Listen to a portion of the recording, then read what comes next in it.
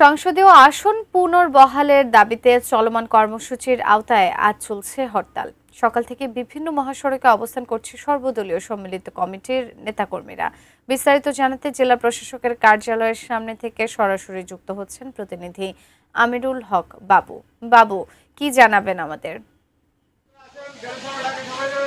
সুজনা, বাগেরহাটের মানুষের যে প্রাণের দাবি, তাদের যে 4টি সংসদীয় আসন সেটি পুনর্বহলের, সেই জায়গা থেকে কিন্তু 30 জুলাই যখন সিইসি প্রাথমিক প্রস্তাব দেয় তারপর থেকে বাগেরহাটের মানুষ ফুলে ফেঁপে উঠেছে।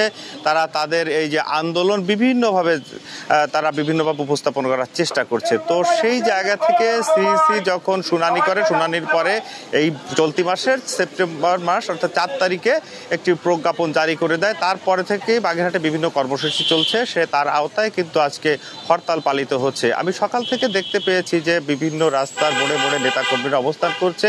এই হরতাল কোনো রাজনৈতিক দলের হরতাল নয়, এটি বাগেরহাট সর্বদলীয় সম্মিলিত কমিটির হরতাল। অর্থাৎ সাধারণ মানুষের দাবি তাদের এই 4টি আসনকে পুনর্বহাল করতে হবে।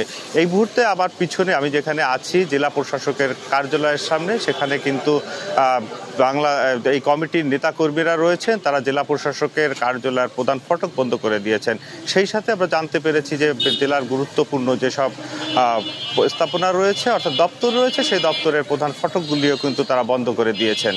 আর সেই সাথে আমি আরেকটু যদি বলি যে বাগেরহাটে কিন্তু আজকে হরতাল চললেও সেটি শুধুমাত্র দূরপাল্লার বড় গাড়ির জন্য হরতাল চলছে। তাদের এই কমিটির ঘোষণা অনুযায়ী ছোট যে যানবাহন আছে অর্থাৎ 3 চাকার যানবাহন রয়েছে, মোটর বাইকগুলি রয়েছে, সেগুলি কিন্তু চলছে। তাদের উদ্দেশ্য এবং আজকে রাত বিকেলের পর থেকে কিন্তু হরতাল উইথড্র করার সম্ভাবনা রয়েছে। তারা অন্যান্য কর্মসূচি চালাবেন হিন্দু সম্প্রদায়ের পূজা উপলক্ষে। তো এমনটাই ছিল আসলে বাগেরহাট থেকে সুজনা।